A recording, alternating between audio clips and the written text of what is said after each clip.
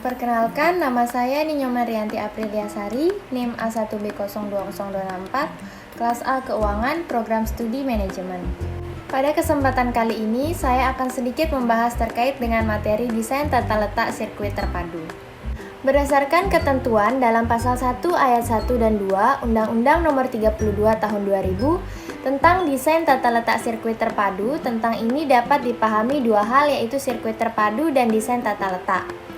Yang pertama, sirkuit terpadu didefinisikan sebagai suatu produk dalam bentuk jadi atau setengah jadi yang di dalamnya terdapat berbagai elemen dan sekurang-kurangnya satu dari elemen tersebut adalah elemen aktif yang sebagian atau seluruhnya saling berkaitan serta dibentuk secara terpadu di dalam sebuah bahan semikonduktor yang dimaksudkan untuk menghasilkan fungsi elektronik. Sirkuit terpadu yang dimaksud di sini adalah yang dalam bentuk jadi dan setengah jadi, dengan pertimbangan yang setengah jadi sudah dapat berfungsi secara elektronis juga. Motherboard komputer merupakan contoh sirkuit terpadu. Yang kedua, yang dimaksud dengan desain tata letak adalah kreasi berupa rancangan peletakan 3 dimensi dari berbagai elemen. Sekurang-kurangnya satu dari elemen tersebut adalah elemen aktif serta sebagian atau semua interkoneksi dalam suatu sirkuit terpadu, dan peletakan 3 dimensi tersebut dimaksudkan untuk persiapan pembuatan sirkuit terpadu. Desain tata letak yang dimaksud adalah pola atau seni peletakan berbagai elemen di atas suatu bahan sehingga menjadi suatu sirkuit terpadu. Selanjutnya, dasar hukum. Undang-undang yang mengatur dan melindungi desain tata letak sirkuit terpadu atau DTLST adalah Undang-Undang Nomor 32 Tahun 2000. Isi di dalamnya secara lengkap menjelaskan tentang definisi sirkuit terpadu, objek, hak cipta, dan jangka waktunya. Selain itu, cara membuat permohonan perlindungan juga telah diuraikan secara jelas. Selanjutnya, subjek dan objek DTLST.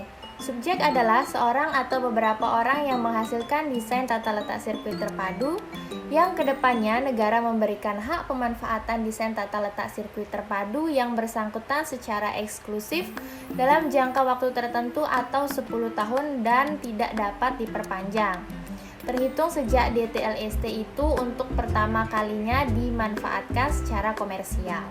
Kemudian, objek DTLST yang dilindungi adalah yang orisinal. Yang dimaksud dengan orisinal adalah apabila desain tersebut merupakan hasil karya pendesain itu sendiri dan bukan merupakan tiruan dari hasil karya pendesain lain. Artinya, desain tersebut merupakan hasil karya mandiri pendesain, dan pada saat desain itu dibuat bukan merupakan hal yang umum bagi para pendesain.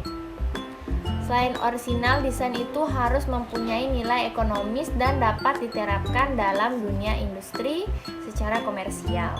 Selanjutnya, contoh desain tata letak sirkuit terpadu yang dilindungi adalah produk-produk industri berteknologi tinggi adalah sirkuit housed in a platform atau chip. Chip merupakan kumpulan dari sejumlah transistor, diode, dan kapasitor, yakni unsur-unsur penghubung atau pengubah arus listrik yang memungkinkan aliran-aliran listrik yang menjadi penggerak sarana elektronika. Peletakan chip dalam satu kesatuan tidak dapat dilakukan oleh sembarang orang yang bukan ahli, karena para inventor itu adalah tenaga profesional dengan latar belakang pendidikan khusus. Maka hasil invensinya perlu dan harus dilindungi oleh hukum. Selain itu, contoh produk desain tata letak sirkuit terpadu lainnya yaitu pada osilator dalam radio.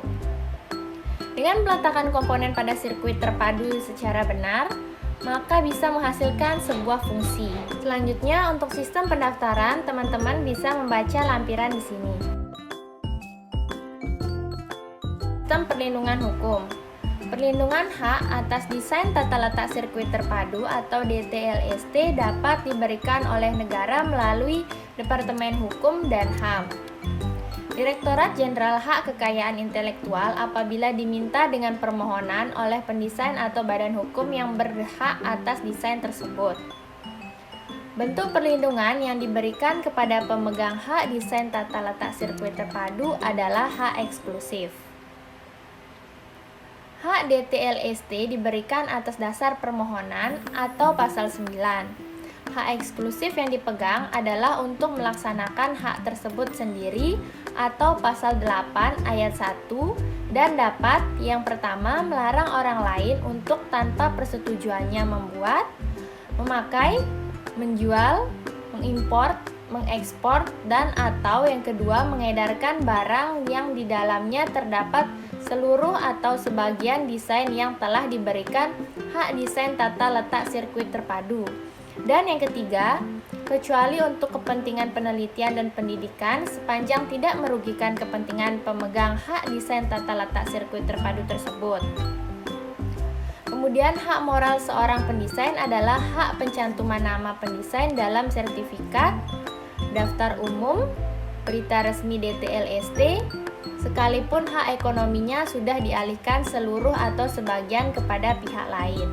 Kemudian jangka waktu perlindungan. Perlindungan terhadap hak desain tata letak sirkuit terpadu diberikan selama 10 tahun sejak tanggal pendaftaran atau sejak pertama kali desain tersebut dieksploitasi secara komersial dimanapun.